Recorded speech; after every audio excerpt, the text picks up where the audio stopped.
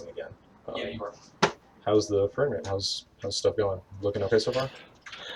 Give me 30 seconds. Okay, no worries. Thank you guys again for being the tech team on this. Yeah, I wish I knew more about streaming to help. Okay, so just Right, all I see is the 37-minute countdown. Yeah, let me turn that off. See how you can. It says the stream is starting though. Yeah. I'm definitely streaming, or at least OBS is telling me that I am. I'll just see in a moment. Get ready.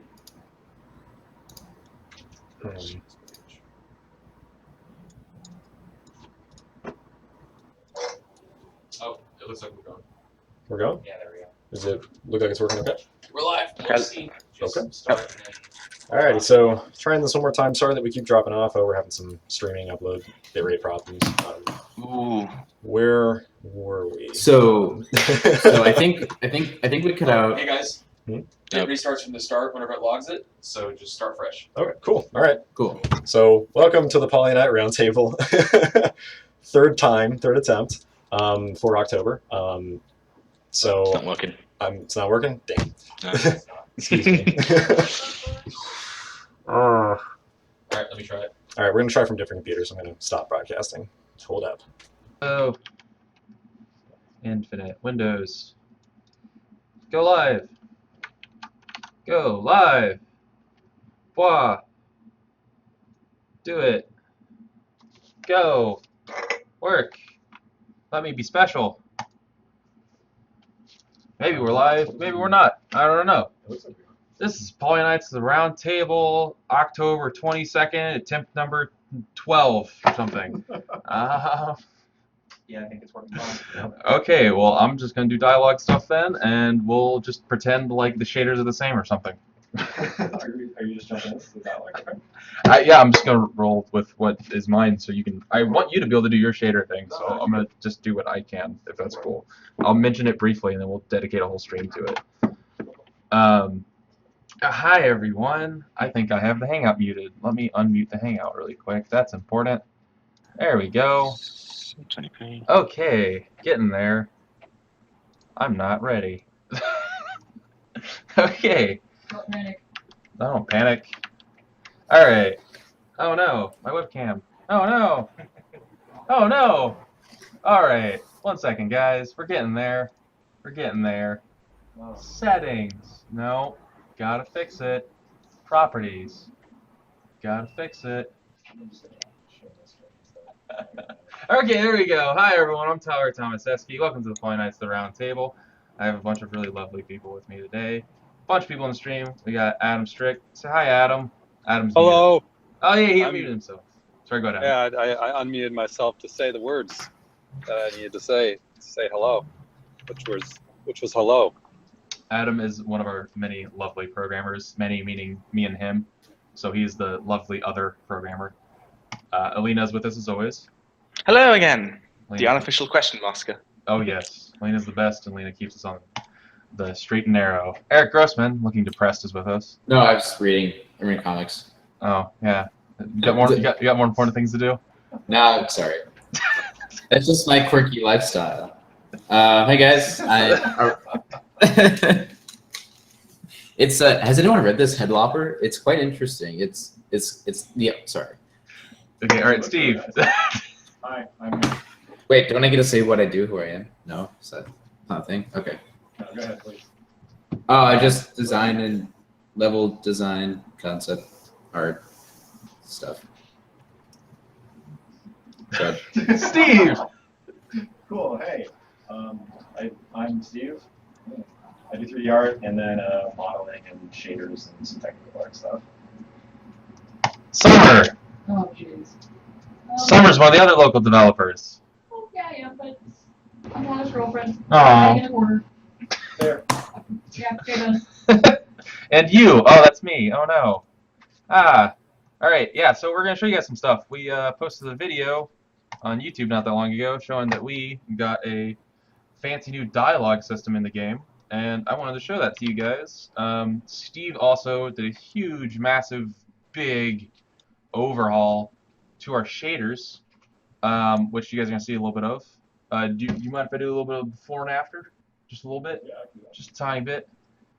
Here, you just roll on over, Steve. Oh, actually, yeah, that works out. Just roll on over. You're super creepy.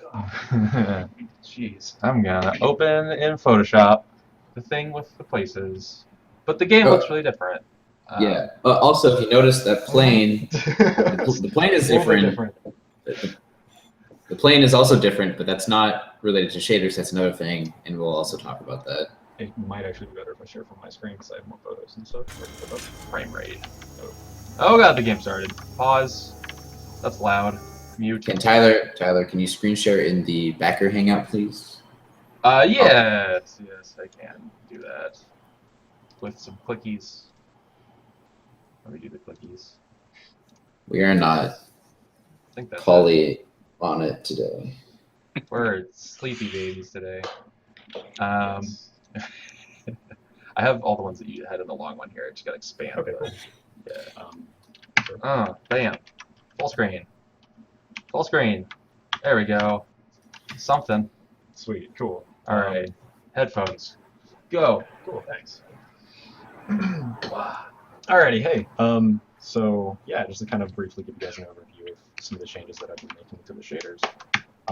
The really big focus for us has been on really focusing and honing in on lighting behavior within the worlds, within the kind of rounded worlds that we have, and kind of seeing unique light behaviors within those.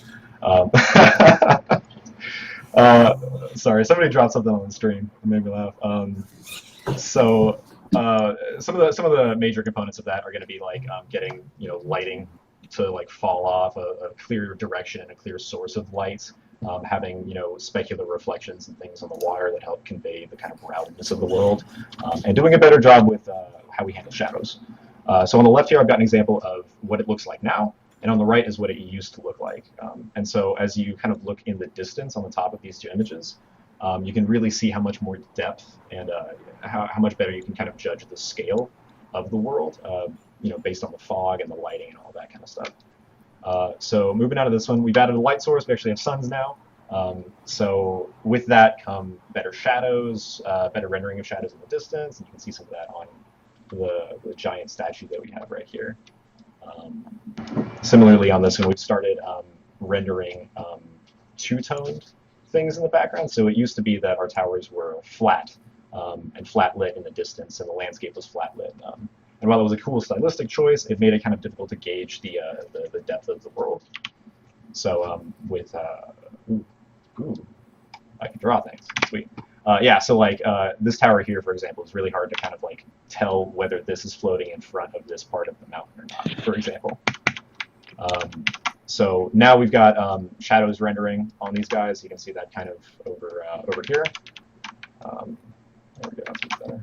Yes, you can see that the depth taking effect over on this tower here, and you can see a bit more clearly kind of where things fall within the space of the world.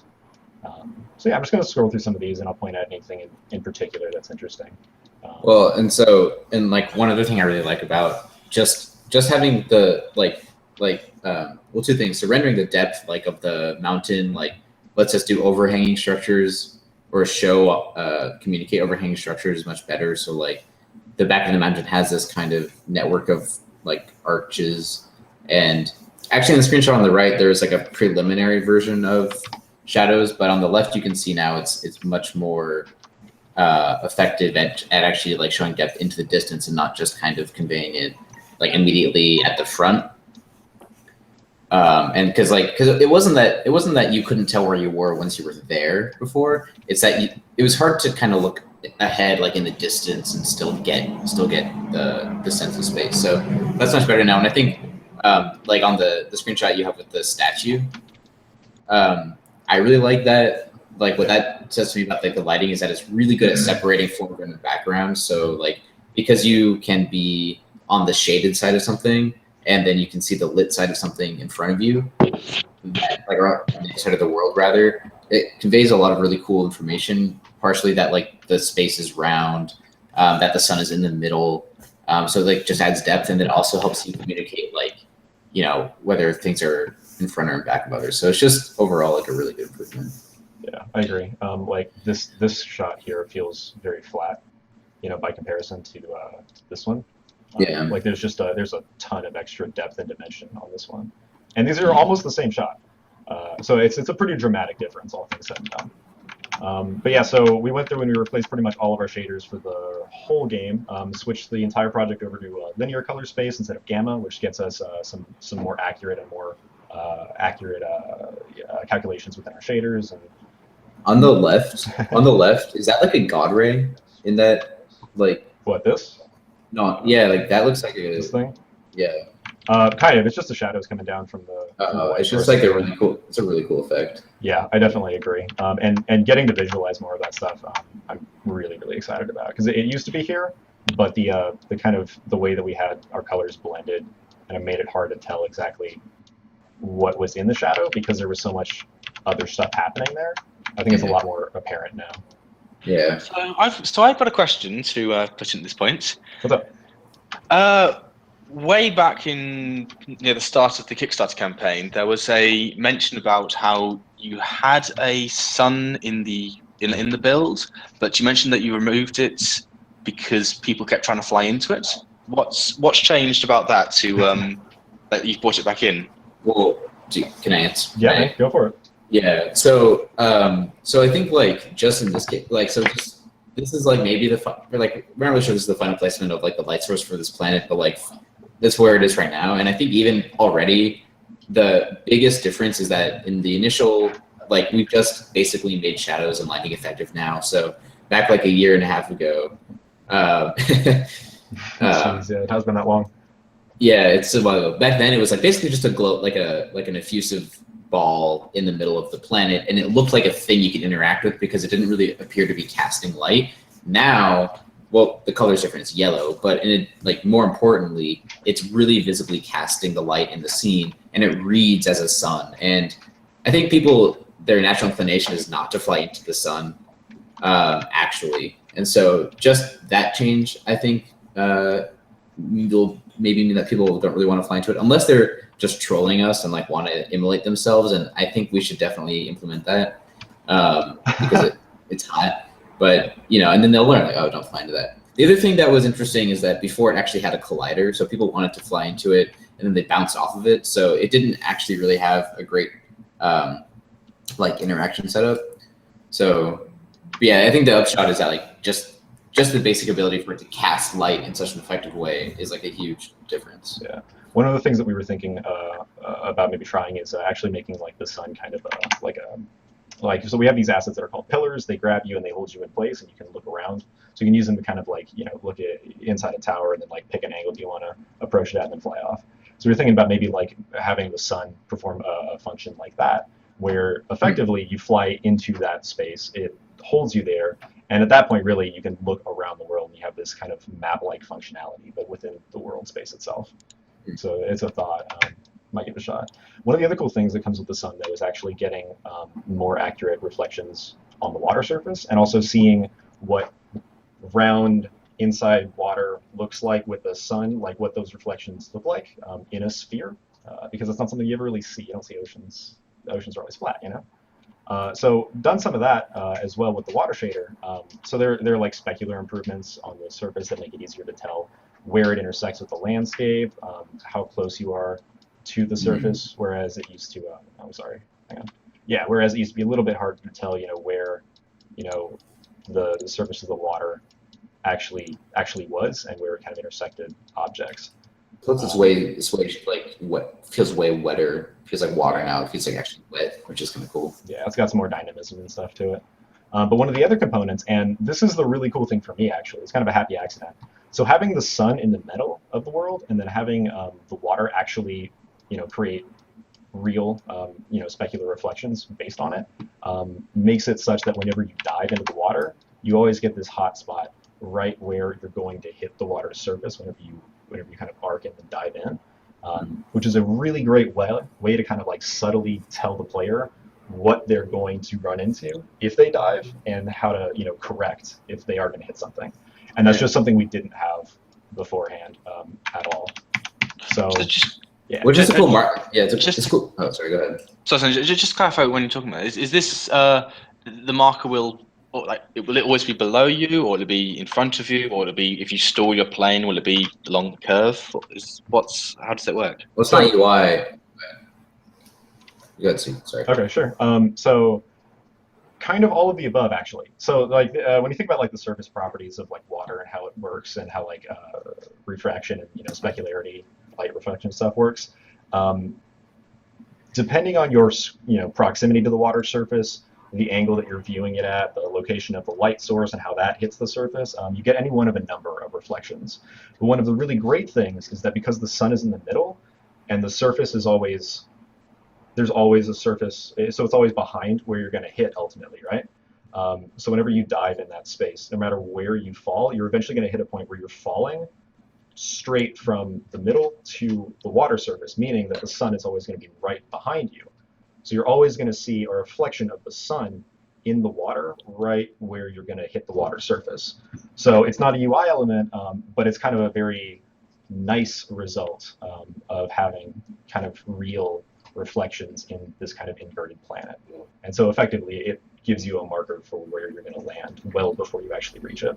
Yeah, and I think the cool thing too is that even if like the player doesn't really necessarily learn quickly that it's basically a target marker, it will always basically signal to them where the surface actually is. So if you look on the right, you really can't tell how close you are to the surface, and we have like like the wake or like the spray that comes off the plane when you get close to the water, but like that only really comes into view once you're quite close. You don't have a good gauge again in the medium or even medium far range, or you didn't before this. And so this actually solves another problem, which is like it just kind of tells you that the surface of the water is approaching before you're actually next to it. So yeah, so these are cool. I haven't played around much underwater with the new shaders. Yeah.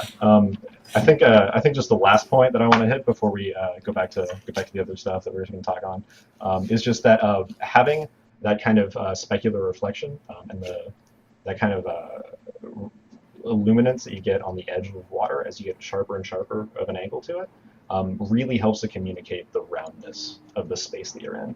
And I think it's actually a component that we've been missing for a while. It was surprising how much it contributed to just being able to understand how round the world is. And you can kind of see that kind of illustrated here on the left side of things.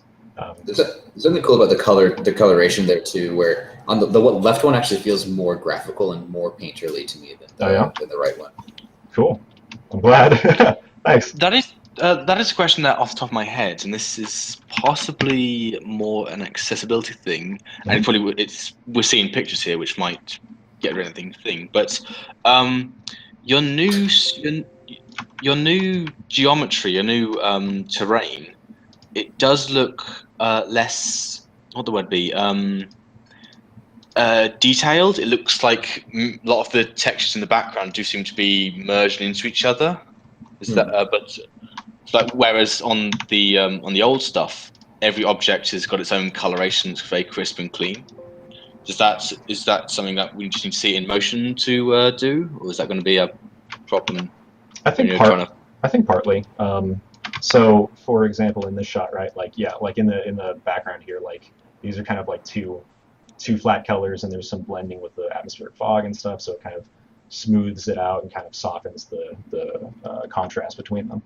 Whereas in the one on the right, it used to be much more contrasty. We still have this component where as you get closer to surfaces, more of those details kind of fill in. So part of it is just that we're not really seeing those in these screenshots. But I think the other component is that it's actually, because that makes sense, but it's actually kind of paradoxically the opposite. It's that because things get less contrasty and a little bit more flattened the further they go out, because we get that kind of like general softening and smoothing, it helps you better gauge what is really far away from you, which is the softest and the smoothest, what's kind of in your general periphery in the layer closer to you, and then what you're really close to. And so we do bring a lot of that detail back in as you get closer to surfaces, but it's not there as much as it used to be, especially in the distance. So it's mostly just like a conscious decision to have a trade-off, in that like we're doing a better job at conveying distance, but in the distance, because of the way that we're doing that, which is through fog, which tends to make things blend together a little bit more. It is going to make deciphering shapes from each other maybe a little bit tougher in the distance when it comes from like one material from the other. But you should actually be able to like. It's a little odd because like when it comes from just differentiating like between two materials, it might be a little bit tougher, but it's going to help you read the depth of those situations a little bit better too. Yeah. So like in the distance, you may have a hard time telling which parts of a tower are metal and which part of it are stone, but you'll be able to see which part of it are higher up and which parts are lower down. So I do think it's mostly just a little bit of a trade-off, and that there's some gains to doing it this way. And there's also always just going to be a few losses to the change in visual style. Yeah. Also, this is something that we're just now getting into the engine, and then like tweaking it and getting it to feel right is something that. I do think it probably feels slightly muddier than it probably needs to, Yeah. so it's just going to be a little bit of tweaking those numbers and reeling it back. And sorry if I'm talking over people on headphones. No, you're good. Yeah, no, good points. And yeah, he's right though. It needs some tweaking still. But yeah, that's kind of where we're at. So those are the new shader changes. I guess I'm gonna pass this back off. Yeah. Yeah, dude. Well, I will say that Oh, okay. before you pass it off. What's up? Well, I guess since you're not on your computer, we can't show the ice. So we're gonna show the ice next. What's next? I can pull it up, I guess. Because one thing that you're leaving out, which I think is one of the biggest technical changes, is that the new shaders actually allow us to have a dynamic moving light source, and they also respond to point lights, which means some really cool things for the various encounters we have. So, like, because we don't really have textures in the game to differentiate materials or like put emphasis on things like with color, we've actually used lights and glowy stuff a lot. And previously, glow in this game is basically just like on the object itself, but not around it. But with the new shaders, one thing I really like is the addition of like the surface is reacting to light in a really cool way. So hopefully we can see that. Yeah, I'm gonna jump in and start flying around. We've also added some point lights and things to the birds that fly around to just kind of help give them a better grounding in the space as well. Yeah, I'm not used to keyboard controls though, so bear with me here. Man. I'm so good with keyboard. Like the controller Yeah. feels real. The controller feels real weird to me. It Actually, feels real. It feels real weird. The I gotcha. controller. But yeah, so like these guys, it's so different. I'm so used to playing with the Xbox controller. Oh, That's a new plane, by the way. oh. Oh yeah, we can talk Yeah. about that in a bit. But yeah, you can see it kind of being illuminated in the distance over there. Yeah, and so it's a kind of a cool counteraction to. Go ahead. Well, so one thing that happens in this shader, or like with the new shaders compared to the old ones, is that the world feels a little colder and a little foggier. So it helps actually because you have to go somewhere to actually see and discover it. So it's a little bit like Fog of War, and it actually helps make exploration feel more consequential because you can't just sit in one place and see everything anymore. But I think what's really cool about the flocks glow, and of course there's still tweaking, but what's really cool about the flocks glowing is that as they pass through a space, they actually illuminate the shapes and actually sort of act as a guide for you to like. They act as a guide for you. So following them is actually a little more interesting now because they themselves are kind of showing you not only the path but also the volume of the spaces that they're passing through. And I think a really good example of that again is here with this guy. How when he bounces up against a tower, he actually illuminates that tower. And so it's almost like a signal, like to the player, like, yeah, there's a wall here. I mean, obviously they're gonna see the wall, but the fact that it gets illuminated, I think, adds like an extra element to that. So just overall, real cool. Yeah, definitely. I must say that there's something I was personally quite impressed with that we saw about a minute ago in the stream, which it seems like you have subsurface scattering on the ice undersides. Yeah. Oh yeah. Let me turn off some of this noise really quick so we can see things a little bit more clearly. But yeah. Hey, my screens are not noise, man. Oh, forgive me. I'm sorry. I just meant all the lines running across. Oh my god. Wait, what? Cool. That looks like way more than I. Okay. Anyway. Yeah. So one of the things, two changes on this one actually. We used to have a little bit of glow coming through the back of the ice, but it was never oriented particularly well. It didn't really come from a light source. It just kind of happened. So we've reworked that so that now you'll know that the light source is here, right? And looking at a surface that it's illuminating, especially an ice surface, there's not a whole lot of light transmission going through it. But as I go to, as I go to a side view like this, you'll see more and more light actually passes through the surface of the object, but Oh, also that's so cool. yeah, I know. thank you. But also more specifically, it passes from the origin. So right here, hold on. Right here, for example, Basically, yeah. yeah, you can see that like the glow is emanating from this direction, which is the sun, specifically. Excuse me. Sweet maths, dude. Mm. Appreciate you. But yeah, so one of the things we want to do is ultimately tie the light source location to the big bird that flies around once you release that. And so effectively, the visual result of that will be you flying around with the giant bird, casting light from where the bird's location is actually at, but then also seeing light pass through the ice as it moves through tunnels or as it moves through the world or behind walls and things. So that's my ultimate goal with that. So yeah. One other component that I guess I can show off really quickly is that we do have a better global lighting system. Tyler, where is the Window interface. Thank you. And editor view. There we go. Cool. I don't have the fancy magic button in yet. There's a Cuban scene already though. Cool. There we go. Alrighty.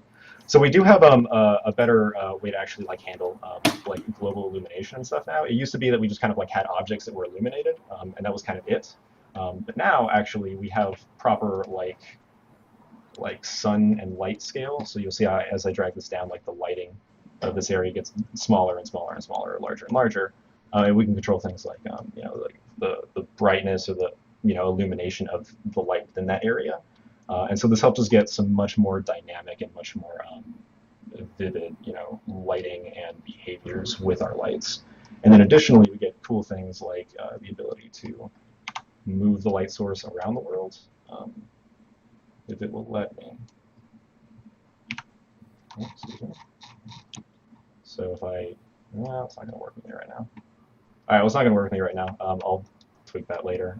But yeah, we've got some much better lighting going on in the world. It's pretty much the point. It also lets you.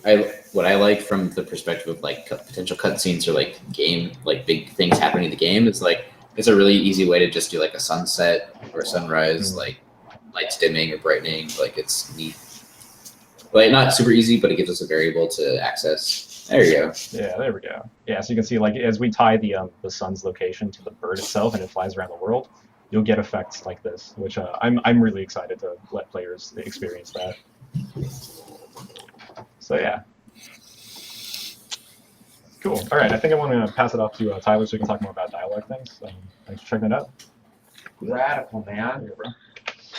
Oh gosh. If you were to be showing the shader Oh. at the shader conference for DSOP, I was going to do some breakdowns actually, and then show the components, as well as just some useful. But, are you showing shader forge stuff? Yeah.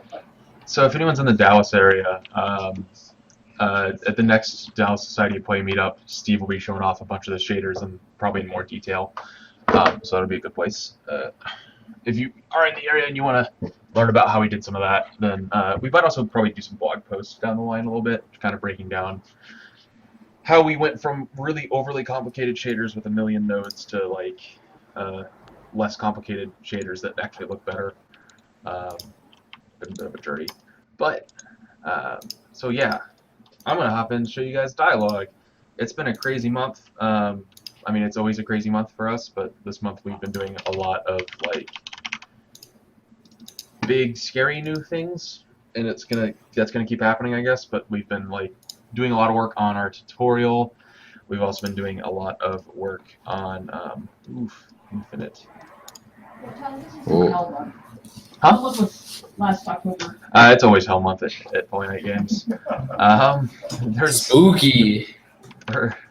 sorry, the world's loading. But so yeah, we've had some pretty big things. So I'm going to show you guys a new dialogue system we're working on. I think we're pretty excited for a lot of the implications it's going to have for the world. I mean, just the fact that instead of this archaeologist just sending you things, you can actually go up and actively talk to them. You can chat him up. You can chat them up. You were talking about how we're doing dialogue choices, quote unquote, or Yeah. I mean, it's still in an early phase, so what it looks like right now, obviously, is going to change. But I mean, I can show the mock-up fight if you want. Yeah, pull that up. I'll probably show it in game really quick. Yeah, you should actually. Yeah, but if you want to get that Yeah, ready. you should actually shoot. For some reason, it. Yeah. Oh, us backers and hangouts are getting also, I like the sounds that it makes. So it is cute. That sounds really it is really cute. I got to make a sound for the game, and I think it might get replaced. But if it's gonna get replaced, it's gotta be something cuter. So, Wait, what? Okay. No, if it gets replaced, it's just because like I'm not our sound guy, and I didn't mix it, and it doesn't necessarily match the rest of the game. So like you need to do some like mixing to make it feel like it Plus fits in space. Our sound guy is like the angriest dude I know, and always rages. Chris is not angry. Don't Every day he rages. don't misrepresent Chris. no, I'm sorry.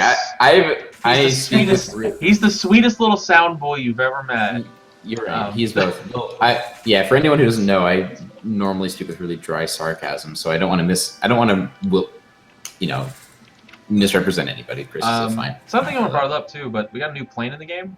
Oh yeah, I brought that up. Oh, you did? Okay, cool. Yeah, it's got We've mentioned it, but we haven't mentioned what the plane is or whose plane it is. Is it a backers plane or is it a? No, this is. This is basically the plane that you start the game with. Yes, shocking plot twist.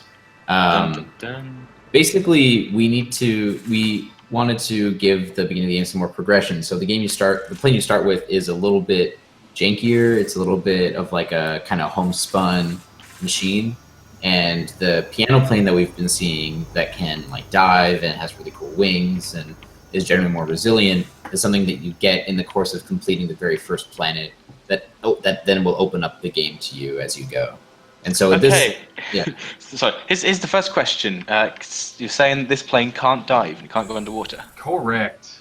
Yeah, that's why it's got cloppy wings and an old diesel engine. Yeah. So my biggest complaint about it is that it looks cool enough that I don't want to stop using it. So, yeah. so I didn't want to make it because you have to balance having a not cool plane in the very like the player has to have something cool to want to play, but like we didn't want to like have you start off with a plane that obviously had all the mechanisms to have wings that fold, and then just say, oh, now you can do it. So we made a plane that wings obviously cannot fold. So it's a slightly different view. But yeah, so we made a plane that obviously the wings can't fold on, so that like when you get that upgrade, it's not just an upgrade. You get a new plane that allows you to dive underwater. So it's kind of our little tutorial plane. It's gonna have more health and stuff, so that players can like learn how to play without blowing up as much. So that'll be its biggest trait. Is probably being a big, beefy tank. That's interesting though, because that could actually give you incentive to use it later anyway. Yeah, I mean, like, I want to make it a valuable plane. Like, one of the things I want to do with it is actually have it start with some of the worst stats, but as you get upgrades, it becomes the best plane. So it's kind of the, like... Except it can't dive. Yeah, except it can't dive. But, like, but it's kind of like the Dragon's Dogma Rusty Sword thing, which is that, like, the worst weapon in the game is actually one of the best. Wait, what? Oh, what? Yeah, dude. So like in Dragon's Dogma, you can get it again. One of the weapons you start off with is the Rusty Sword, and it's like kind of stinks. But as you upgrade it, you realize that it inflicts like 3 different like status ailments, and a huge tangent. But like, it's a really useful sword to have because you can just make everything go slow mo. What is up Wait, with? it like gives them tetanus or something? Yeah. Well, what is up with Japanese games and RPGs and trolling the player's expectations? That's really. But I want to recreate that a little bit here, and that like it starts off not so great. Its stats are a little bit below average, and it can't go underwater. But by the end of the game, by the time you have all the upgrades, it still can't go underwater, but it's just like... It's like the Onion Knight. It's like the Onion Knight class of Inner Space. Yeah, it just turns out he's super awesome. It's a super awesome plane. You can imagine a waterfall level where you go in this plane to try and get through all the waterfalls, but you can't go into the water. Extra challenge. Sounds mean. I would like if instead of bouncing off water and just continuing on, this plane actually like stops and like gives you dialogue about just being really scared of swimming. Just like doesn't even it could dive, just doesn't want to. Talking about dialogue. Yeah, segue. There you go. Segue. That was a soft pass. I need to actually keep talking. I need to delete my saves. Okay. I have Delete- collected all the delete. relics, and that's a problem. Delete your account. I need to delete my account. Oh, because you have to like deliver all the relics before you can actually talk to him. No, Oh. I want to show the delivering menu too. Let's take Oh, okay. let's take a second. Okay, all right. But yeah, so we wanted to do a dialogue system in the game because we had this character that you do a lot of stuff with, but you never really talked to him, and it felt really impersonal and like he was kind of just a menu, you know? Well, yeah, and then also as we are like designing out the later parts of the game and building, like thinking about other narrative elements, we kind of realized that dialogue could, like, we've been kind of thinking about the game wrong as kind of this like silent masterpiece, if you will. But actually, it could be a really interesting game with a lot of different colorful personalities. Not like we're not going to do like reams and reams of text or anything, but we felt like there was room to kind of put in some characters, and we didn't really have a way to do that. So we're like, all right, dialogue system. So yeah, so it's going to be hopefully useful throughout. At the very least, it makes the archaeologist a bit more chill. All right, let's get into this. Do you have So- the sound up? You have sound up? Yeah, I got sound up.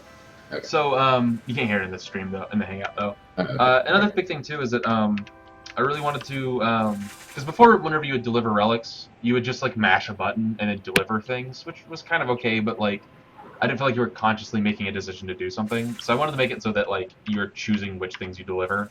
So each time you deliver an item now, you like go through your menu and you can like choose which item you're going to deliver your items. You can choose to talk to them. So yeah, this is our little dialogue system we've been working on. We have some better mock-ups for how the UI is going to work, but so yeah. He makes, I want to voice act this. he makes cute little jingle sounds. Whoa. Oh. I am not a piece of metal, you know. I have a personality. Sorry. I do. It's through the stream. It just won't show up in the Hangouts. That's all. Oh man, I think that's the biggest thing I've learned so far actually in game development. Because I got yelled at really bad for it once. Is just like if you're new to game development, don't do voice acting. So just because how much it takes to do it well, and it's like it is a huge undertaking. I got yelled at my university for that actually. You did voice acting for a student game? I was going to, and then I get yelled at for trying. No. Actually, I think in a game like this, like having a cute dialogue sound works pretty well. Yeah, I like it being like you said, a cute little jingle. Yeah, it's like Zelda-y or whatever. Animal Crossing. Animal Yeah. Crossing, yeah. Yeah. Well, there's another game that does. Oh, like Okami does a really good job where the different characters have different like tonalities. Yeah. The person that yelled at you also yelled at you because you're going to have me write the dialogue. Yeah. Do you want me to show a mock-up of like what it also could be potentially and like talk a little bit about that? Do we? Yeah. Just share your screen and I'll go to you. Oh yeah, I gotta share my screen. That's an important thing. So the way you have it, I think maybe the orientation might work better like the way you have it. But all right, so I'm sharing my screen. So like, I mean, I can left justify it since it seems like we're doing it that way, kind of like this or something. I don't know. So can they see? Working on it. Start talking. Okay, so basically, like what we see in the mock-up is that the player, like the plane's responses, are actual words, like sort of almost like. I'm gonna reconnect to the Hangout real quick, actually. All right, cool. I'm gonna reconnect to the Hangout, everyone, real quick, just so that I can see a screen because it's not showing up for some reason. Okay. All right. Go ahead. Am I on? Yeah.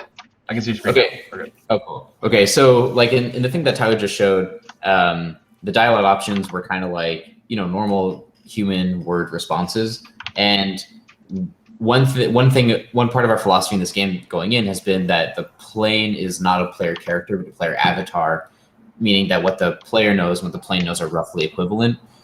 So having canned dialogue responses feels a little sort of like divergent from that idea. So kind of our idea going into dialogue is to kind of borrow something from the world of interactive fiction and Twine specifically, where the way you progress through text in those games is by clicking on phrases that have been sort of hyperlinked to other paragraphs or responses. And so effectively in those games, you explore ideas and you explore the text in almost a literal way by like clicking through. I don't know if that's a very good explanation, but effectively what it means for our game is that, as you can see here, our plan is to basically have like hotspots in whatever's being said. So in this case, we've got like a red, like a salmon, a blue, and like a goldenrod option, or red, blue, and orange. And in any case, kind of what would happen is on the left, you would see the text that is said, and on the right, you would basically see those ideas kind of picked out.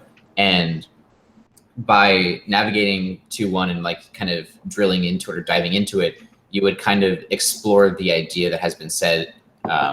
And so like, you know, if you dive into option 1, that would bring you to another sentence that would have some other things. And so effectively it's almost like you're not telepathically communicating, but you're more, well, so it's kind of in the direction of like almost like a psychologist does, where it's a little bit more about prodding you to try and get you to go down different like branches of just spieling.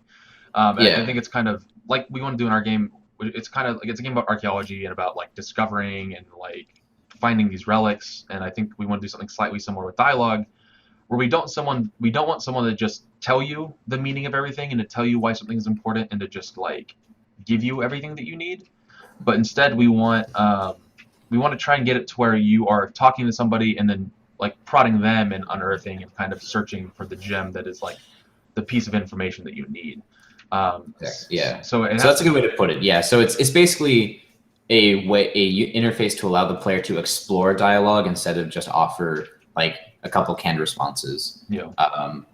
And the reason it's like this with the hotspots picked out is because we expect people to play on controller, even though you could use mouse and keyboard. So instead of being able to access the hyperlink directly, we've sort of parsed it out into like a more navigable sort of mini interface. And so it's as simple as that. But so like as Tyler said, it's about. Yeah, and I think there's a lot of use cases for this too. It's not just to talk to the archaeologist. We're trying our best to look into a lot of areas where we can try and pull more out of the story, and that there'd be more to this space using this system. Like one example is going to be that we want you to be able to talk to some AI that exists throughout the world. So it's not just talking to the archaeologist, but potentially maybe talking to some like decrepit computer systems that are built into some of these buildings. So you can like get a little bit more of, instead of like, because the way that like archaeology kind of works, like in this game at least, is it's kind of a secondhand experience where you're like getting these pieces of like history that were owned by somebody and trying to figure out the story through what they've left behind. But by being able to talk to like an AI that like used to belong to that civilization, you're kind of getting more of a first-hand account of that like civilization's history from something that's actually like kind of part of it. So we're thinking about doing dialogue with AI to try and flesh that out. But we're also trying to do some more lighthearted things. One thing that our other programmer, Adam, who's still in the call, I believe, had a really great idea that I really, really love called Lil Beep Boop. I adore it. I'm going to pitch it. Okay. And the idea is that like it's part of the Kickstarter companions. So one of the things in the Kickstarter was that we had like a Kickstarter companion. And we're planning on doing some custom companions, and there's like these little critters that you can like bring along on your adventure. And one of the things we wanted to do was like a little bit of a comic relief in the game is to have a companion you can get that's like a little computer, right? And the idea is that like you can allow the computer to like you can like interact with the computer and you can start talking to it, but you start talking to it while you're flying, and then it like for the moment starts like piloting your plane for you. So you're in this dialogue talking to this AI, and Lil Beep Boop's like, I got it, don't worry, like I'm increasing like input efficiency by 200%, and it's like flying your plane. You go faster. Yeah, you go faster, and you're turning quicker. You're like super awesome, but you don't have control of your plane, and it's just mashing random buttons on your controller. So this little AI is just like making you run into walls, but you're invincible all of a sudden because he's like repairing you and stuff, and like you hit a wall, he's like, oh, don't worry, I'm on it, and he fixes it up for you. It's like a stupid little interaction, but just this little AI guy you can talk to that just wants to help you find stuff, and he just kind of like makes you ram into walls by mashing inputs. And well, it's potentially like a Twitch Plays Interspace application, right? Where like your responses can be to like offer him directions, and like almost we're almost considering like having an achievement to like get a relic while piloted by little beep boop. So like it's kind of fun. Kind of a yeah. It's definitely Buzzwords. Is this game Twitch playsable? Oh gosh. Well, I mean, it could be. That section particularly can be like a Twitch plays inner space. My big metric is like if the game could like just have something randomly pressing buttons and eventually beat it, then it's very Twitch playsable. And like I believe that like if this game ran long enough, because there are infinite lives and you just respawn, like if you just had something pressing buttons randomly, eventually you would beat the game. So Twitch could probably play it. So well, it's kind of like having a Navi that just takes over and tries to mess up your game. Yeah, no, it's totally like having like a crappy little sidekick that just really wants to help you out, and he's it's a crappy like how do you say it? Is it Navi or Navi? Whatever. Yeah. I never knew. I love the Zelda franchise, and I still don't know. So, I mean, the other thing. Oh well, like the thing is, like, isn't collision is kind of deterministic, right? Because like when I spawn, like in some worlds, like the way you have the prototype set up is like the normal like default spawn is actually in the middle of like a cave, and you basically die. But like I die the same way every single time. So it kind of depends on like if depending on which buttons are randomly pressed, like if they end up colliding with the same stuff over and over. Yeah. But I mean, yeah. That's cool. Yeah, it's cool. I love it. Yeah, so for the system, actually, we're also using it's an open source what's it called? It's called Yarn. Yarn, yeah. It's not the new Google thing. I don't even know what that is. The new Facebook thing. The new Facebook thing. I don't know. Somebody just announced something called Yarn this week. But so it's open source. It's on Git. It's a really cool like dialogue editor. It's inspired by Twine. It imports Twine files. It's made by indie developers. It's super, super nice. It's being used in Night in the Woods, and we should hitch our wagon to them because they're pretty cool. Oh yeah. Yeah. So like the file for that little dialogue that we have in the start of the game, which is very much just like an example one, looks like this, and it's pretty simple. So it's just a few set of nodes. Each of the nodes have some ifs. Like, so if you've completed this dialogue, then you can skip the dialogue. Otherwise, you go here, and you got some simple options. Yeah, so we'll be managing our dialogue through this super awesome app. I actually used it in a game jam that I did with Summer a few months ago called 10 Days of Dreaming. That's what we call it, right? Or whatever. I used it too for my indie project as well. Yeah. It's fantastic. Yeah, so Summer's using it in Mercenary Lido, so it's just kind of a really, really nice. There's a bunch of people that have written and open sourced some interpreters for it for Unity, so there's just a lot of resources to make this work in your game very easily. And if you open it up, it's actually a JSON file, so it's super nice in the fact that you can just use like Notepad++ or Visual Studio, just open it, and you can have anything that can parse JSON, parse your dialogue. Okay, I'm done now. Piping it. But yeah, so we're using that. I think there's a lot. I think as we give me that stank eye, Eric. What? I don't know why you're showing me. I'm just sitting here with my beard, just enjoying the conversation. But yeah, so I mean, there's not a ton to show on it, and I can talk about all the ideas that we have of like how we're going to utilize it. But I think the big thing is that it allows us to present the narrative in a different package, and I think especially over the next few streams that we'll see over the next few months, you guys will be seeing it rolled out in more ways, be it in the tutorial or like how you defeat bosses. Yeah. So I'm just looking at what we've got on the stream right now, and this water seems to have an interesting effect to it. And is it going around the planet, or is it just the way the shaders working, or do we have tidal physics? So actually, we're working on it, kinda, not really. No, so like okay, so there's not there's not like a surface tension simulation of like water splashes and how that affects the plane's simulation. No, right now it's just like two panning normal textures. one thing that Steve and I are about to start working on though is getting flow maps into that to where it actually like flows in between islands and stuff. Oh, that's cool. And one thing I'm gonna do is actually bake some information to the vertex colors of the water surface, allowing us to actually bake in some really useful information like where islands are and like what the fade off of that is and how deep it is. So I think although I can't really make super awesome promises on that, but we're gonna really try to get this to, instead of just doing this where it's kind of panning through the islands, we really aim to try and get it to where it is like sweeping between the islands and, like, cool. and creating shapes, and you see it like flowing in between them and like.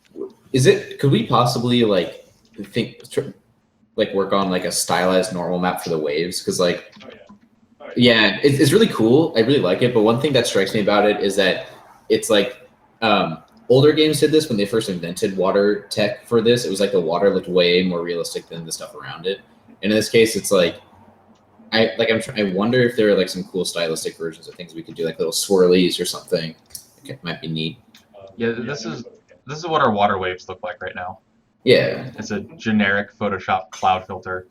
So we could like play around with like I don't know, different ideas, because it's mostly like the gradation of like having so many grays in there, like a realistic number of grays. I think gives it a lot of I don't know what I'm talking about. It looks cool though. I do like how we do have a nice little bit of abstraction here where we see like up close we see these nice specks of like detailed waves, but in the distance we see these just kind of panning lines that kind of move over the horizon.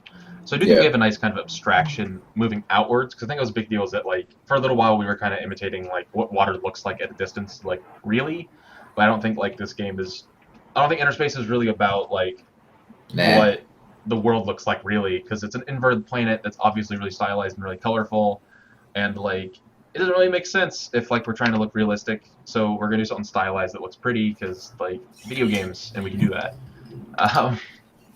Yeah, so I don't know if anyone's got any other questions, anything anyone wants to talk about, any questions. I know we covered a lot of stuff. It's been a very like ADD month for us. It's just been lots of like, and this is kind of just the two big things that we did. So like it's like just been lots of fixes and like redoing the tutorial, and like that's going to be its own stream. It's hard to really like focus down, probably. Cool. I mean, it's gonna, so we're working on actually really polishing like one world start to finish. So like ideally, really soon here. When's the deadline? It's like, so by like. don't say that one, eh? Well, no. So like, I think like by the December stream, we should be able to show you guys like a really like completed world, like what ideally like the flow of a world and what like progression through a world. Like we got a little bit of that in the ice world, but there's still a fair amount of things that like we're still kind of iterating on. But the goal here is that we're gonna have something that like we're gonna be showing off like the demo of the game. So I think like we're gonna see that next step of what Inner Space is trying to look like, feel like, play like, and then we'll be able to show you guys in that stream. So we still got one more stream till then. So I think next stream we'll probably be talking a little bit more about dialogue again, probably where the shaders are at. We might even show a little bit of the tutorial world, but I know in the December one for sure we'll be showing off like what a really completed world looks like. Albeit that that world will be the Unity primitives world, where it's just cubes. It's just gonna be cubes. Just we're not even spheres. No, we're well, that's actually in the design doc to have a made with Unity primitives world. I so badly want to do a game jam where you're not allowed to make anything unique.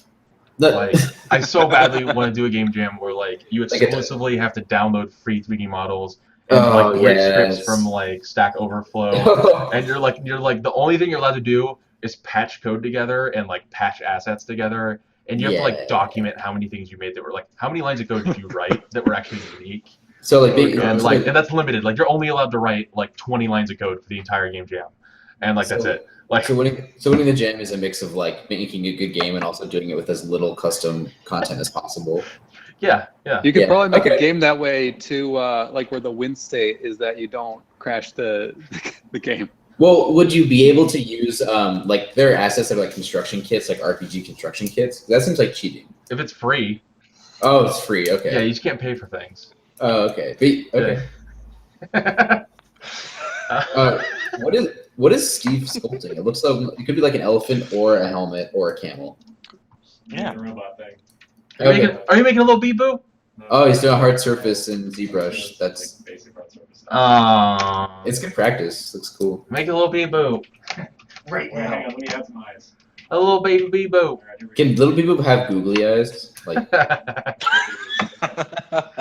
I swear, like we're making a serious game that we're like really putting our hearts into, and like I think so far, Lil Boop's the only thing that like we're not taking ourselves a little too seriously about. Well, But- and, like, I think the game that definitely benefits. that's well, it's like Tingle, very, right? like that's kind of one of the effects of what we're doing with the Mm. dialogue is to like make the tone a little bit. This is getting really hard to hear myself talk. And I have no idea if anybody else is talking right now. But like I think that's one of like kind of the things that wasn't mentioned when we were talking about like the addition of the dialogue is adding like just another layer of tone that like not that it's like, oh, we don't want the game to be taken seriously, like it is a really, pretty serious game like you said, but like there's always room for comic relief and there's always room for personification and just like adding some commentary. personality to characters, actually allowing the characters that do exist to have character, and just kind of make it a little bit more Well, a little less somber. We're gonna I take think the that comedy is very well. seriously. Maybe a little bit of the more extreme example is probably closer to like what we're not closer to, but like just an example of the route that we're trying to go. Yeah. Something that Adam said was we're gonna take the comedy very seriously. Which I mean, like, Well, like I don't care I if you're mean, joking, but like because like when you think of game, like to me, like when like what I've been playing recently is when you think about games like Majora's Mask, you think of it as a very like sad, somber, like depressing game, but like it's full of humor and it's full of like really like lighthearted, just fun things. Yeah. But Well, I at the think- same time, it not say like we're making a dark game, we're not really, but like I do know we want to really like bring some joy and just personification, happiness, and just generally like personality to the game Yeah, that's probably right. Yeah. without Well, I think- like which involves a little bit of humor and like not taking yourself like 100% like super mega serious, this is save the universe stuff here. Yeah, well, and I think one thing about comic relief, like as a concept, is it's not just like to actually serve as relief. It can't just be like it can't just be humor, but like one thing that I really appreciate in like a lot of people appreciate like BioWare games or The Witcher, like again, like really high watermarks when you're talking about dialogue and personality. But like the reason comedy in those games works so well is that it usually comes. It's like dialogue and conversation are places where the characters can kind of collectively reflect on what has happened to them in the course of playing the game. And so as far as the comedy goes, the reason it's kind of relief is that it is literally like a respite from like the conflict that you're facing. And it's also like kind of like a foil or it serves as like a sounding board, I guess, for like the things that the player might be thinking about or going through as they are like kind of working to get through the game. And so I kind of like, especially because the archaeologist for us already is like kind of a home base, is kind of a cool way to match that feeling with actual levity through dialogue. Yeah, absolutely. It's exciting what that's going to enable us to do. And it's one of those things too. I don't have a lot to show for it right now, but it's really to me I'm very excited like about what that's going to enable us to be able to do. Like just little things like one thing we're thinking about not imitating, but like kind of like I think the idea exists outside of it, but I keep going back to it because it's my point of reference. Is in Majora's Mask when you get a new mask and like you talk to the person that you're getting the mask from, like that like it's like their soul in this mask and they say something to you like that is like kind of from their heart and like it's meaningful and it feels really personal and like to me like that's what makes Majora's Mask like a really like emotional experience for me is like those moments. And I'm really excited what like if we wanted to have like we're thinking about doing this moment like after you defeat a boss where like you're kind of in this like white space where like you kind of have a moment that, and some just like a moment to like kind of talk to this thing, and maybe in some abstracted way, maybe it's not like, oh, it's speaking English to me, like, but it's maybe a little bit more gestural about it, but just taking moments in the game to like not do like to kind of vary how we're telling the story and like allow people and things to say things to you instead of you just like picking up things that they drop and then like dusting it off and like, oh, what's this do? I was thinking, I can't get this image in my head of like you go into that like white space and talking with a boss and it talking in Donald Duck's voice. Oh God. I mean, it's heart to heart, but it's like. You were trying to say something, Alina? Sorry. What's that? You were trying to say something, right? Or you had a question or I think something? Oh, okay. Sorry, I thought I heard you by vote. Sorry. Yeah, it's like it's definitely something that like as we actually start like bringing it in, I think that's when it's really going to come to shine. But I don't know. I'm really excited to see what we do with this, or like how this changes the game, because I think that although we've had a lot of good things going on for the game, like the narrative that we've been telling up to this point has been a little flat, and because you only experience it in one way, like it makes it feel very overly simple, maybe even. But by changing the ways that we tell the story, I think it's going to empower us to like not necessarily tell a more complicated story, but tell it in a way that feels as it like not feels like, but has more depth to it. And What's more sides? Has more sides. yeah, it's got more feels. Sides. I like it's got more perspectives to the story. It's not just being dictated through one medium. It's being told, and then the tone too. I mean, like before, the story was only ever told through you looking at things and the archaeologist saying something to you, but now or saying something about it. But now it's not just him saying something about it. It's him saying something to you. It's you saying something to him. It's these AIs talking to you and how they respond to you prodding them, and same for the demigods too. And I think it gives more perspectives to the story and allows it to like. Yeah, I don't know. I think it allows the story to like not suck. So, which is a little strange, but like I think the story to this point has been interesting, but it's been interesting to a very specific subset of people that like stories being told in a particular way. Whereas I think that like the way that we're moving towards is going to allow us to tell the story in a way that probably speaks to a larger set of people because it comes at it from different angles. Well, I think for me, like the reason I like the idea of incorporating dialogue into the demigod encounters, and like in the end, this like finale scene, is that it actually gives the game an active, like a plot, like a story that's reactive to the player. For me, the reason the plot or the stories felt flat before is that the actions the player takes are actually kind of separate from this receiving the story. Like you do collect the relics and get them analyzed, and then you do like kind of discover the story as you look at the relic.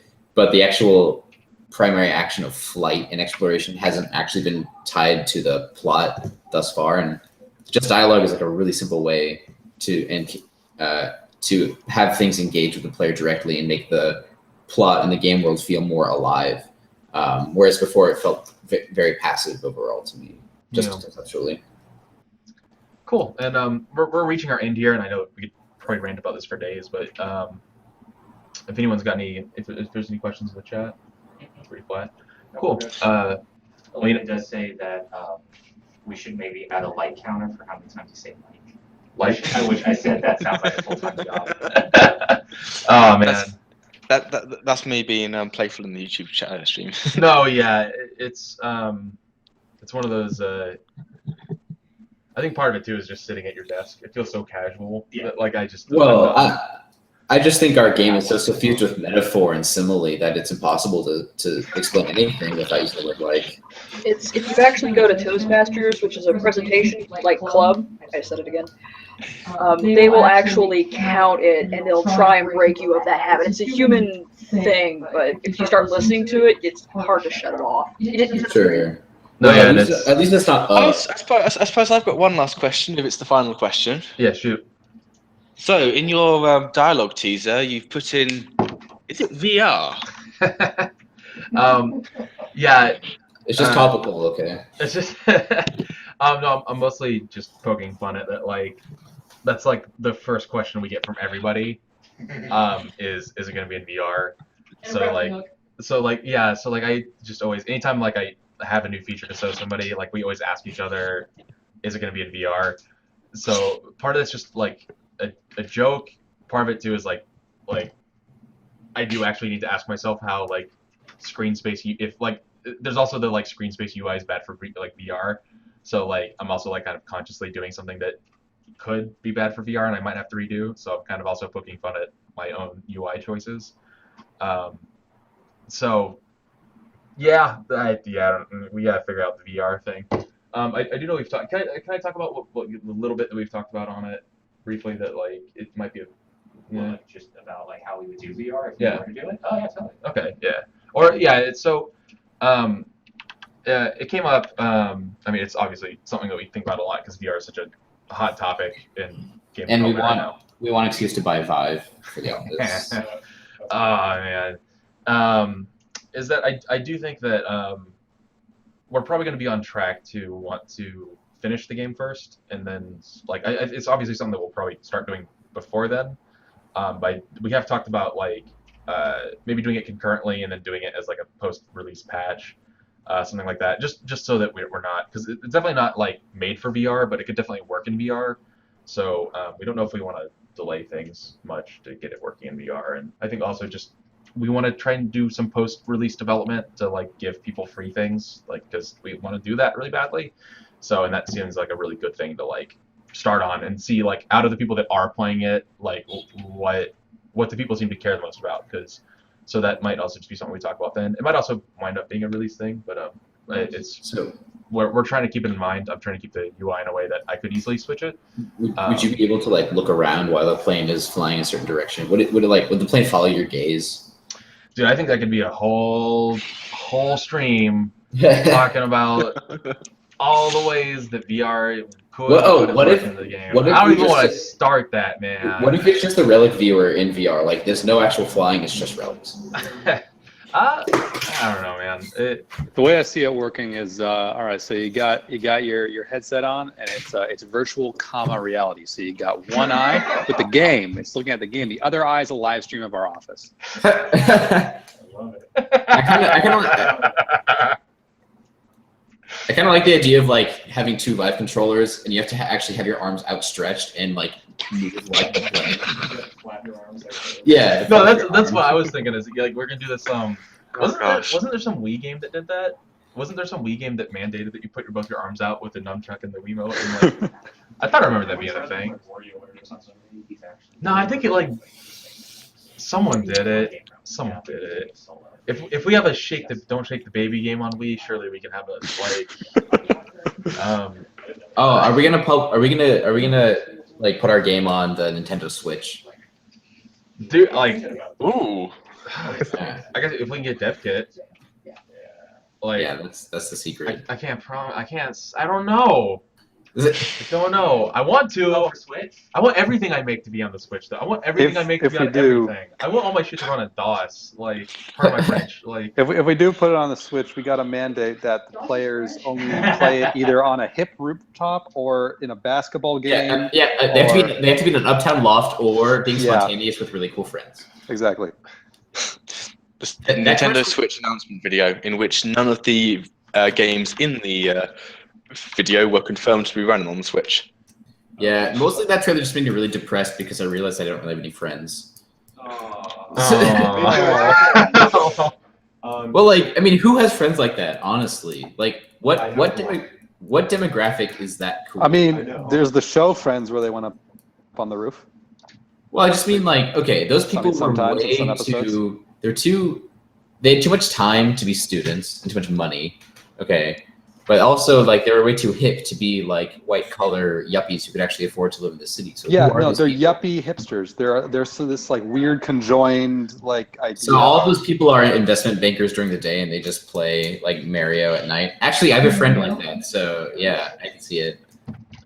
Yeah, Super Mario Brothers. It's not, you don't say it that way. They're young, upwardly mobile hipsters. Okay. That's not a criticism. Sorry. I just, wow. that's a good place to leave the stream off for that. Mario like my dad. We didn't do any drawings this stream, but of course, if you guys want to draw anything, we will happily retweet it and love it and print it and put it in our office. Why haven't we printed Alina's GTA icon for our game? Oh, that should be up We there should gotta put that right there. I think we should do stickers. there. With like for our game or of people stuff, like stickers, like. Both. We just do a collection, maybe. You just replace all the relics with stickers. Oh, Super Mario Sticker Star. sticker system. Interspace Sticker Star. God. It'd be great if instead of collecting Adam would love it. relics, Don't say that. you just got stickers for all your trouble. Found the missing civilization. I play it. I throw $15 at that. I'd pay for that DLC. Okay, all right. I think I'll leave it off. Do we have anything we need to say before we pass out? Cool. All right. Thank you everyone for sticking around. It's been a technical difficulty laden stream, so I appreciate the patience from everyone. Yeah, and we'll see you guys, of course, really soon. Feel free to message us on Twitter if you guys got any questions, or just chat. Follow us, YouTube, Twitter, Instagram, Facebook. Keep up with everything. But yeah, we love you guys. You guys are all the best. We're glad to have you guys at PolyKnights, and yeah. Thank you for streaming. No, thank you. Of course. Thanks, for joining everybody. us. Yeah. Later, everyone. We'll talk to you guys very Bye. soon. Bye. Bye.